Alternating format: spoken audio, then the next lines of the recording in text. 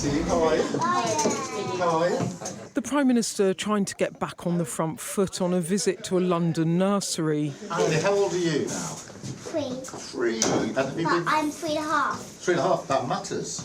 That matters a lot. Acknowledging that details matter as he tries to see off a row over whether the Chancellor misled voters about the public finances and defend Labour's second big tax raising budget. I'm proud we're lifting over 500,000 children out of poverty. And that is the story of the budget.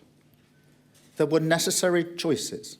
But this government facing criticism over its approach amid accusations the Chancellor misled voters. We found out from the Office of Budget Responsibility that the Chancellor, with your backing, misled the public on November the 4th when she warned about a black hole in the public finances without telling us the second bit, that higher than expected tax receipts meant the economy was in a much healthier position than the Chancellor publicly suggested to all of us and to the country. How do you respond to that as Prime Minister? There was no misleading.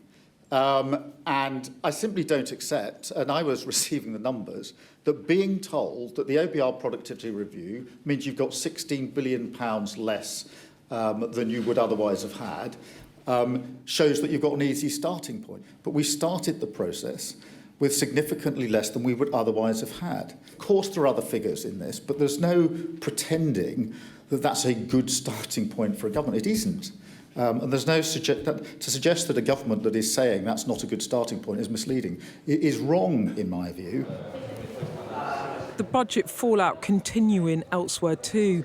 OBR Chief Richard Hughes resigning after the watchdog accidentally leaked the budget last week. The opposition saying Hughes is being used as a human shield. The fact is, the person who had leaked the budget 3 months before repeatedly was Rachel Reeves herself. If she thinks that leaks are a resignation matter, she should be the first person to resign. At the moment, she is facing a possible investigation by the Financial Conduct Authority for what I believe is market abuse, misleading the public so she could finesse the PR around her budget. This is a disgrace. This row about financial forecasts might seem a bit dry to you, but it matters because it's actually about trust. It's about whether the Chancellor exaggerated the fragile state of the public finances in order to justify big tax rises, to give her a bigger financial buffer, but also to increase welfare spending.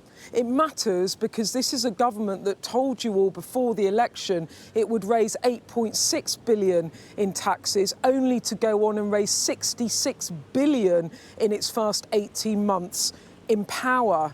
And it's not just opponents piling in. One cabinet minister told me today they too felt misled over the budget process, proof that doubts in this government go right to the top. 3, 2, 1, let's go, Samuel. Christmas may have come to Downing Street, but as for goodwill for this Prime Minister, that's in very short supply. Beth Rigby, Sky News, Westminster.